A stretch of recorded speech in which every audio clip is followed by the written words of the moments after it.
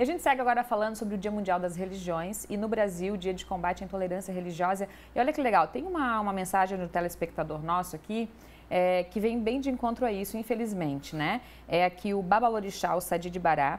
Ele é professor, né? Trabalha com religião há 20 anos, né? E ele disse assim, ó, como é que ele disse aqui?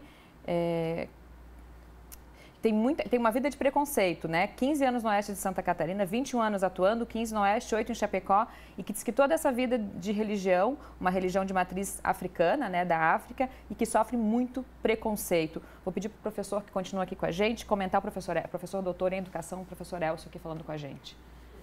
Então, o que o telespectador denuncia aqui, registra, é um fato não isolado. Infelizmente, no Brasil, as religiões de matriz africana, a Umbanda e Candomblé, principalmente, que são as mais conhecidas e mais difundidas, assim como também as próprias culturas e religiões indígenas, até certos grupos do próprio espiritismo, kardecista, independendo da situação e da região, e até mesmo grupos ou pessoas que não têm religião ou que são ateias ou agnósticas, sofrem de preconceitos. Então, esse dado, ele é, como eu dizia antes, crescente. E dos últimos 10 anos para cá, o próprio Disque 100 do Ministério de Direitos Humanos, até então gerenciado por ele, começou a registrar essas denúncias, né? Então, infelizmente, o que o relato nos informa é verídico e ocorre em todas as regiões do país, infelizmente. Agradecendo, então, aqui ao Sadi participando com a gente, né? Sadi de Bará participando com a gente aqui. Então, diz que 100, um número aí que é novo para quem, né, se sentir vítima de intolerância religiosa ou de qualquer tipo de preconceito também. Vamos falar um pouquinho sobre as escolas, né? O professor aqui trabalha no mestrado em educação, trabalha também nas ciências da... Curso Ciências da Religião. Ciências da Religião.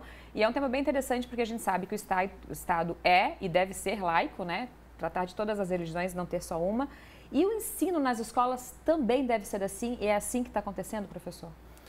Então, esse é um tema sempre polêmico, mas a presença do ensino religioso está assegurada na Constituição brasileira. Agora, a maneira de oferecê-lo é que teve uma mudança recente. São 20 anos de mudança, mas é recente na história brasileira. Nós todos, quem passou por escola 20 a 30 anos atrás, com certeza teve uma aula de religião. E geralmente era de uma igreja específica ou, no máximo, de uma religião específica. Mas nesse presente momento, a aula de ensino religioso ela deve abordar diferentes religiões.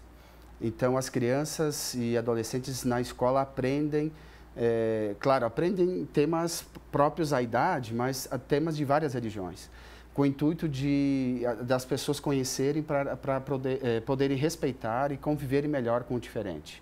Então, nas aulas são tratados de diversos temas que envolvem desde religiões africanas, a religiões indígenas, ao cristianismo, ao islamismo, ao judaísmo e assim por diante. Então, é uma aula voltada ao conhecimento e não à catequização, nem à doutrinação, como foi no passado. Tem muitas escolas que tratam de espiritualidade dentro das aulas de ensino religioso também, né? Sim, porque a espiritualidade é parte daquilo que nós começamos o programa, dessa ânsia humana de garantir sentido ou de buscar razões para viver. Então, tem gente que busca isso na religião, tem gente que busca isso na ciência ou em filosofias de vida e tal. Mas, de qualquer modo, no ensino religioso, na versão atual, todas essas maneiras diferentes de crer são valorizadas e respeitadas. E acho que esse é o caminho para combater a intolerância.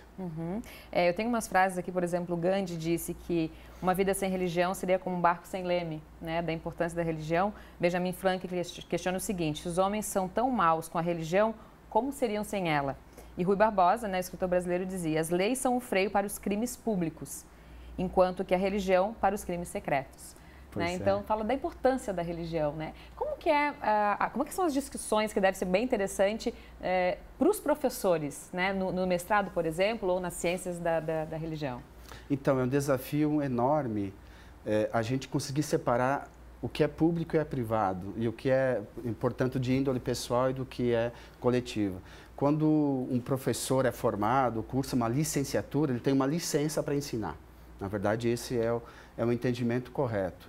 Ao ensinar, esse professor, ao entrar em sala de aula, não ensina as suas teorias, nem ensina a sua religião.